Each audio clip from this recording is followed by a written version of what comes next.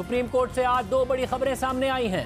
फौजी अदालतों में सिविलियंस के ट्रायल के खिलाफ दरख्वास्तें कल समाअत के लिए मुकर्रर हो गई हैं और इस पर बनने वाले लार्जर बेंच में सुप्रीम कोर्ट के सीनियर तरीन जज जस्टिस काजी फाइज ईसा भी शामिल हैं, जिन्हें पहली बार चीफ जस्टिस उमर अता बंदियाल ने किसी अहम मुकदमे के बेंच में शामिल किया है। और आज ही जस्टिस काजी फाइज ईसा को 17 सितंबर से चीफ जस्टिस ऑफ पाकिस्तान मुकर्रर करने की मंजूरी भी दे दी गई है।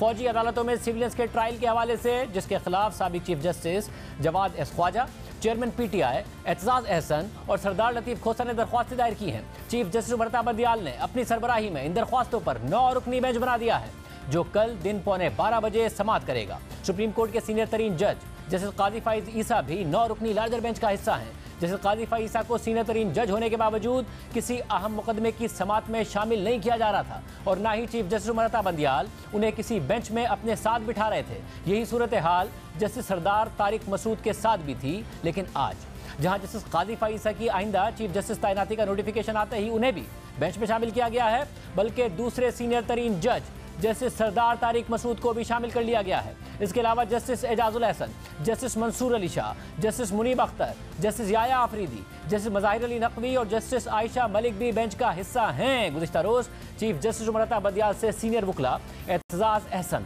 और लतीफ़ खोसा ने मुलाकात की थी, जिसके बाद लतीफ़ खोसा का कहना था कि चीफ जस्टिस से मुलाकात में केसेस जल्द समाअत के लिए मुकर्रर करने से मुताल्लिक गुफ्तगू हुई है। इससे पहले खबरें भी आई थी कि उन्होंने चेयरमैन PTI से भी मुलाकात की है और आज ये खबर आ गई है कि एतजाज अहसन और लतीफ़ खोसा की पीपल्स पार्टी ने बुनियादी रुकनियत खत्म कर दी है। चेयरमैन PTI इस केस में दरख्वास्त गुजार हैं और ये कहते रहे हैं कि मेरा ट्रायल फौजी अदालत में किया जा सकता है, मगर इमरान खान को सिर्फ ये खतरात नहीं है। तहरीक इंसाफ में टूट फूट की खबरें मुसलसल आ रही हैं। कई बड़े रहनुमाओं के पार्टी छोड़ने के बाद आज परवेज खटक के हवाले से खबर आई है, जिन्होंने गुज़िश्ता दिनों खैबर पख्तूनख्वा में पार्टी के सदर का ओहदा छोड़ने का ऐलान कर दिया था। फिर उसके बाद खबरें आई कि परवेज खटक साथियों समेत जहांगीर तरीन की इस्तेहकाम में पाकिस्तान पार्टी ज्वाइन कर सकते हैं। परवेज खटक ने इस बात की तरदीद की, मगर आज तहरीक इंसाफ ने परवेज खटक की जानिब से पार्टी अरकान को जमात से अलहदगी की तरगीब देने पर शो कॉज नोटिस जारी कर दिया है।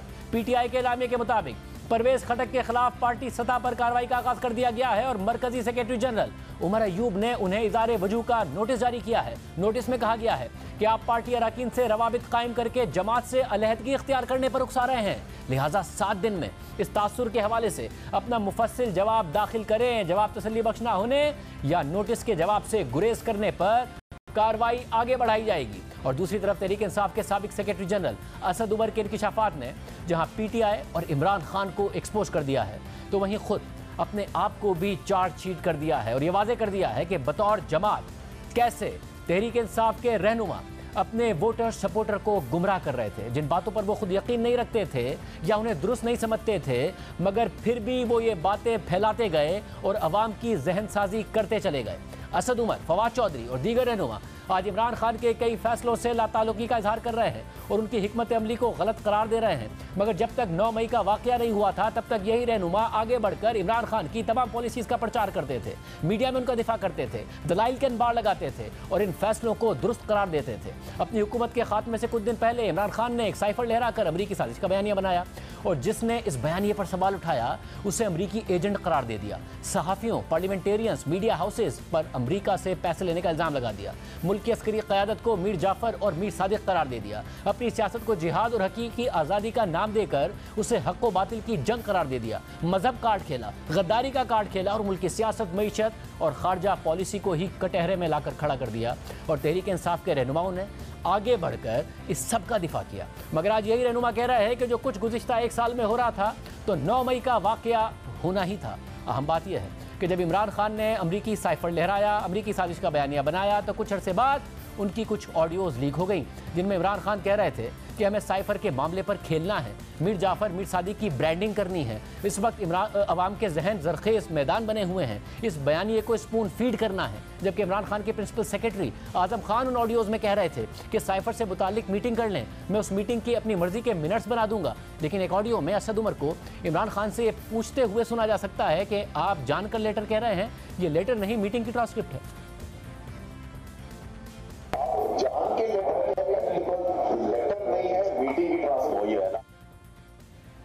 मगर ये जानते हुए भी कि इमरान खान जो साइफर लहराकर साजिशी कहानी बना रहे हैं वो तो एक मीटिंग की ट्रांसक्रिप्ट है। असद उमर एक और ऑडियो लीक में इमरान खान से ये कहते हुए सुनाई दिए कि हमें लेटर वाला मामला हफ्ता 10 दिन पहले शुरू करना चाहिए था।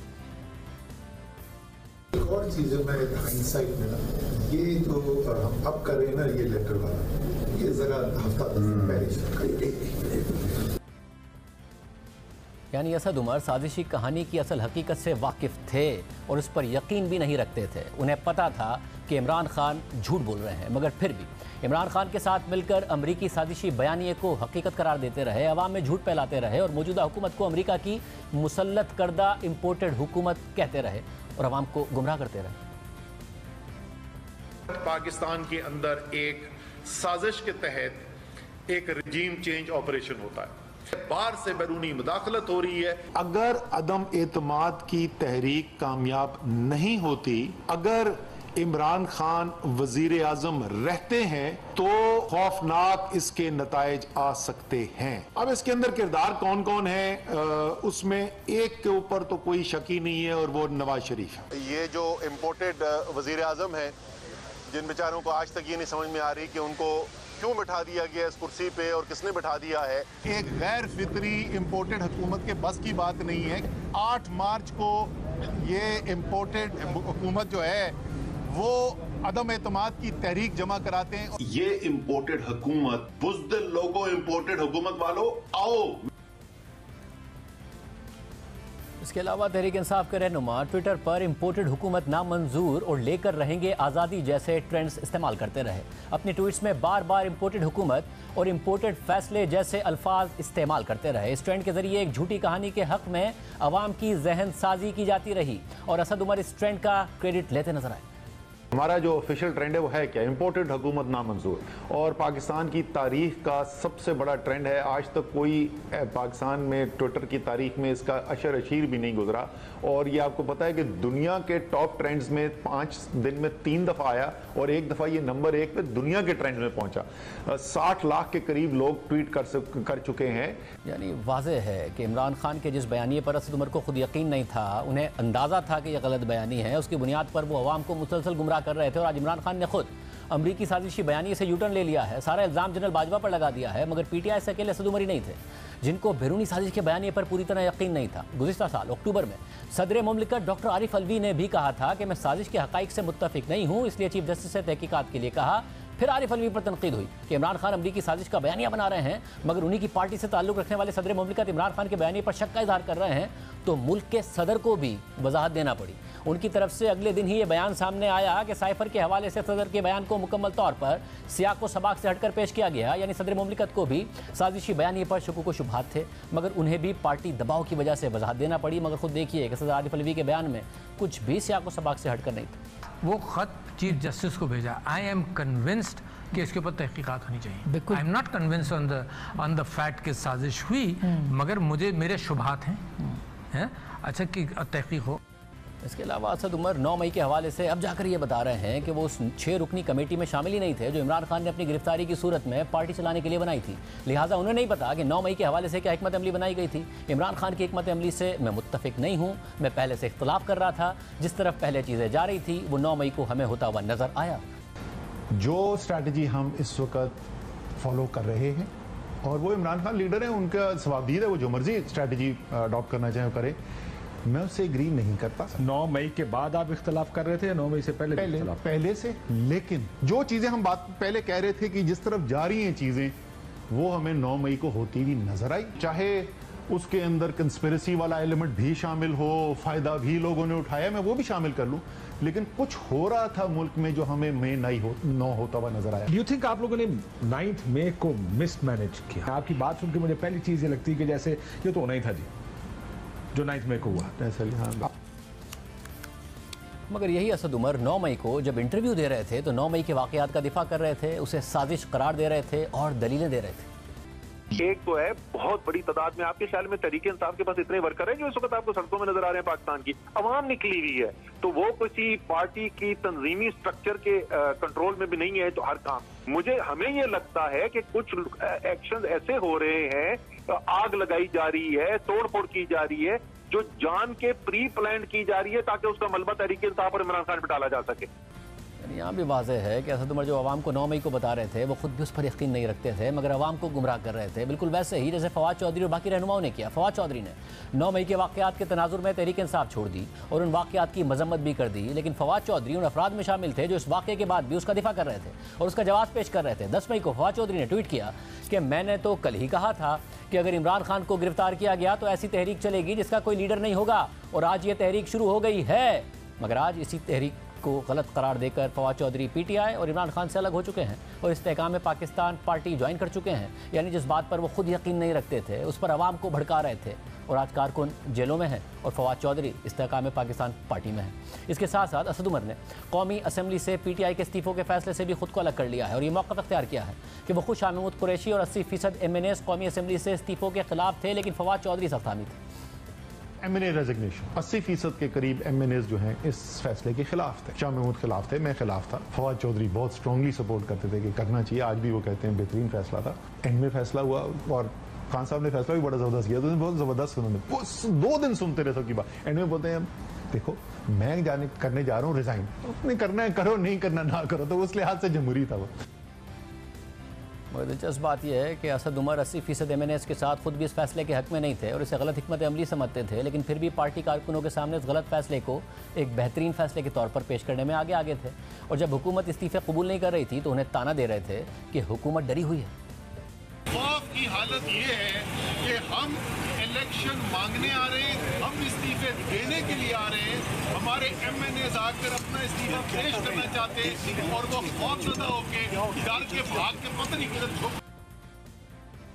और यही नहीं, रवां साल 17 जनवरी को स्पीकर कौमी असम्बली आजा परवेज अशरफ ने असद उमर समेत तहरीक इंसाफ के 35 MNAs के इस्तीफे कबूल कर लिए तो असद उमर ने खुशी का इजहार करते हुए ट्वीट किया कि अल्लाह ताला का शुक्र है कि आखिरकार मेरा इस्तीफा कबूल किया, अब भाग ना जाना इलेक्शन से इम्पोर्टेड। यानी जिन इस्तीफ़ों के खुद खिलाफ थे अवाम के सामने उनकी मंजूरी पर खुदा का शुक्र अदा कर रहे थे। इसी तरह असद उमर ने सूबाई असम्बलियों की तहलील पर भी खुद को पार्टी फैसले से अलग कर लिया है। उनका कहना है कि पंजाब और खैबर पख्तूनख्वा असम्बली की तहलील पर 99% अरकान असम्बली राजी नहीं थे और वो खुद भी इस फैसले के खिलाफ थे, और ये सारी बातें उन्होंने इमरान खान को भी बताई थी, लेकिन वो मुत्तफिक नहीं हुए। असेंबली डिसोल्यूशन पंजाब और KP मैं याद मैं एक दिन 1-on-1 बैठा हुआ था। मैंने कहा खान साहब आपको यू रियलाइज के 99% of the MPs are against the decision, इसके खिलाफ हैं इस फैसले के। उन्होंने कहा नहीं 99% कैबिनेट मेंबर। मैंने कहा ना 99% MP असल में सबसे मिलता रहा हूँ। मैंने कहा आपको क्या बोलते हैं, हमें क्या बोलते हैं, मैं आपको बता रहा हूँ 99% खिलाफ है। उस फैसले की भी मैं खिलाफ था। मुझे अभी तक याद है मैंने कहा था धमकी के लिए बड़ा जबरदस्त आइडिया है, करना देना। लेकिन जब पंजाब असम्बली तहलील हो रही थी तो आवाम के सामने यही असद उमर इसके फ़वाइद गिनवा रहे थे और कह रहे थे कि पंजाब असम्बली तहलील होने के बाद पंजाब में दोबारा PTI की हुकूमत आ जाएगी और मजीद 4.5 साल के लिए हमारी हुकूमत होने की वजह से मरकजी इलेक्शन में नून लीग के टिकट पर लड़ने वाले उम्मीदवारों के हाथ बन जाएंगे। पंजाब के अंदर अभी इलेक्शन हो जाएगा, तहरीक इंसाफ इंशाल्लाह ताला कामयाब होकर आ जाएगी, मेजॉरिटी तहरीक इंसाफ की आ जाएगी। उसके 3 महीने बाद, 4 महीने बाद, 5 महीने के बाद एक इलेक्शन होने जा रहा है MNA की सीट का। नीचे लोगों को पता है कि तहरीक इंसाफ की सूबे में हुकूमत 4.5 साल अभी चलनी है। मुस्लिम लीग नून के टिकट पर लड़ने वाला तो MNA जो है वो उसको तो आप हाथ बांध देंगे मुकाबले के लिए। खुद किसी और बात पर यकीन रखते थे, अवाम को कोई और बात बता रहे थे। अपने इंटरव्यू में उन्होंने मजीद कहा कि वो हमेशा से मुज़ाकरात पर यकीन रखते थे। उन्होंने PDM से मुज़ाकरात के बारे में दलील दी कि तहरीक इंसाफ ने 1 करोड़ 68 लाख वोट लिए हैं, जबकि PDM की जमातों ने 2.25 करोड़ वोट लिए हैं। आप सियासी तौर पर नहीं कह सकते कि 2.25 करोड़ पाकिस्तानियों ने जिनको वोट डाला है उनके साथ सियासी बात करने के लिए नहीं बैठूंगा। 1 करोड़ 68 लाख बंदे ने वोट डाला है तहरीक इंसाफ को 2018 में, लेकिन PDM की जमातें जो है ना उन्होंने इज्तिमाई तौर पे मिलकर 2.25 करोड़ वोट लिया हुआ है। आप ये सियासी तौर पर नहीं कह सकते कि 2.25 करोड़ पाकिस्तानियों ने जिसको वोट डाला है उसके साथ मैं सियासी मसाइल हल करने के लिए नहीं बैठूंगा, मैं बात नहीं करूंगा। दिलचस्प बात यह है कि जब इमरान खान कहते थे कि मैं इन सियासी जमातों से नहीं बल्कि आर्मी चीफ से बात करूंगा और वो आर्मी चीफ से मुल्क में गैर आइनी मुदाखलत करके इलेक्शन कराने का मुतालबा करते थे, तो असद उमर उसे भी आइनी मुतालबा करार देते थे। बात का जिक्र किया गया कि आर्मी चीफ के साथ मुलाकातें हुई, वो क्यों हुई, और साथ साथ ये भी बात की गई कि फौज अपने आईनी किरदार के अंदर रहना चाहती है। लेकिन इन मुलाकातों के अंदर गैर आईनी मुतालबा क्या किया? जो मुतालबा है वो सारी कौम के सामने एक दफा नहीं 1000 दफा इमरान खान दोहरा चुके हैं। छल सवाए नए इलेक्शन के कुछ नहीं। अब आप सियासत के अंदर मुदाखलत नहीं करना चाहते, लेकिन इसमें तो कोई दो राय ही नहीं ना कि आप एक बहुत ज्यादा असर रखते हैं। तो आपसे ये कहना कि आप अपना असर व रसूख इस्तेमाल करें ताकि पाकिस्तान इस सियासी बहरान से निकल सके, ये आपको इससे ये तो हो सकता है कि इत्तेफाक ना हो, लेकिन ये गैर आईनी किसी तरीके से भी नहीं है। तो यही नहीं, हालिया इंटरव्यू में असद उमर ने नवाज शरीफ की नाअहली पर भी बात की और उनकी सज़ा को जायज़ और दुरुस्त करार देने में हिचकिचाहट का मुजाहरा किया और कहा कि मैं कोई लीगल एक्सपर्ट नहीं हूँ। सियासतदान का फैसला जो है ना वो अवाम करती है। नवाज शरीफ लीगली माइनस हो गए, मुस्लिम लीग नून ने फिर आपका क्या ख्याल है, ठीक माइनस हुए? 1 करोड़ मुझे नहीं पता, वो उसकी भाई मैं कोई लीगल एक्सपर्ट नहीं हूँ। लॉ के मुताबिक अगर हुए थे तो ठीक हुए थे। हालांकि पनामा केस में नवाज शरीफ की सज़ा पीटीआई की हर कैंपेन का हिस्सा रही। इसी की बुनियाद पर पीटीआई बयानियां बनाती रही, खुद असद उमर भी उसको फैलाते रहे। तमाम पाकिस्तानियों को मैं मुबारकबाद देना चाहता हूँ। यकीनन एक तारीखी दिन है। ये तारीखी इसलिए कि इंशाअल्लाह ताला आज से एक नए पाकिस्तान का इब्तिदा होगी। ऐसा पाकिस्तान जहाँ अवाम की हुक्मरानी हो, आइन की हुक्मरानी हो, किसी एक ख़ानदान की हुक्मरानी ना हो। ये पहली दफ़ा हुआ है पाकिस्तान की तारीख के अंदर के एक वज़ीर आज़म के ऊपर करप्शन के इल्ज़ामात आए। सुप्रीम कोर्ट के अंदर बेंच ने हियरिंग की, GIT बनाई, तहकीकात हुई शफ़ाफ, और उसके बाद एक आईनी अमल के तहत एक आईनी इदारे ने उनको रुख्सत किया। इसलिए ये वाकई में तारीखी दिन है। असद उमर अपने इस इंटरव्यू के बाद खामोश हो गए हैं। पीटीआई उन पर सख्त तनकीद कर रही है और इतलात हैं कि इमरान खान भी असद उमर से शदीद नाराज़ हो गए हैं। हमने कल भी असद उमर को प्रोग्राम में शिरकत की दावत दी थी, उन्हें आज भी प्रोग्राम में बुलाया है, मगर उन्होंने जवाब नहीं दिया है। अब ना वो मीडिया पर आ रहे हैं, ना फवाद चौधरी, ना अली जैदी और ना ही दीगर रहनुमा, मगर ये सब वादे कर रहा है कि कैसे इमरान खान समेत तहरीक इंसाफ के रहनुमा अवाम में झूठ फैलाते रहे, उनके जज्बात उभारते रहे और जिन बातों पर खुद यकीन नहीं रखते थे उन बातों पर अपने कारकुनों, वोटर सपोर्टर को गुमराह करके सड़कों पर ला रहे थे। यहाँ तक कि जस्टिस काजी फाइसा के खिलाफ रेफरेंस के मामले पर भी तहरीक इंसाफ का गलत बयानिया एक्सपोज हो चुका है और वो बयानिया था कि जिसकी बुनियाद पर पीटीआई हुकूमत ने सुप्रीम कोर्ट के एक मौजिज़ जज को टारगेट किया, उन पर इल्ज़ामात लगाए, उनके खिलाफ कैंपेन चलाई। मगर अब खुद इमरान खान और सदर आरिफ अलवी की गवाही सामने आ चुकी है कि जस्टिस काजी फाइसा के खिलाफ रेफरेंस गलत था, ये किसी और के कहने पर किया और इसका मकसद कुछ और था। गुज़िश्ता माह इस्लामाबाद हाई कोर्ट में पेशी के दौरान एक सहाफ़ी ने इमरान खान से सवाल किया कि क्या जस्टिस काजी फाइसा के खिलाफ रेफरेंस सुप्रीम कोर्ट में तकसीम नहीं हुई, तो इमरान खान ने जवाब दिया कि काजी फाइसा के खिलाफ रेफरेंस कहाँ से आया होगा, काजी फाइसा के खिलाफ रेफरेंस फैज़ हमीद से भी ऊपर से आया था। हमें तो बताया जाता था कि कानून सबके लिए बराबर है, फाइसा से भी जवाब लेना है। बाद में हमें अंदाज़ा हुआ कि इसका मकसद तो कुछ और था। अब दिलचस्प बात यह है कि इस मुल्क के सदर ने भी जैसे काजी फाइसा के मामले पर आवाम को वैसे ही गुमराह किया जैसे इमरान खान ने किया, और जब इमरान खान जैसे काजी फाइसा के खिलाफ रेफरेंस से मुतालिक अपनी पोजीशन से पीछे हट गए तो सदर आरिफ अलवी भी अपनी पोजीशन से पीछे हट गए और कह दिया कि अगर इमरान खान कह रहे हैं कि उन्हें यह नहीं करना चाहिए था तो मुझे भी ये नहीं करना चाहिए था। ये आया प्राइम मिनिस्टर साहब के साथ एवरीथिंग के ने भेजा मुझे कि जी ये है, ये सिचुएशन है और इसका क्या करें, तो द बेस्ट ऑप्शन इज कि इसका जो फोरम है उसमें भेज दिया जाए। Only legal forum is supreme judicial council. What's wrong with that? That's not under contest. What's wrong? तो फिर what are you asking? The problem is sir कि आपने अपना माइंड अप्लाई किया, अपना माइंड अप्लाई किया कि this requires investigation. So what's wrong with that? What's wrong with that? अब देखिए क्या कह रहे हैं। वज़ीर आज़म के पास से आया था, अगर वो समझते हैं कि ये उनको नहीं करना चाहिए था तो जाहिर है जब मेरे पास आया तो मुझे भी नहीं करना चाहिए था।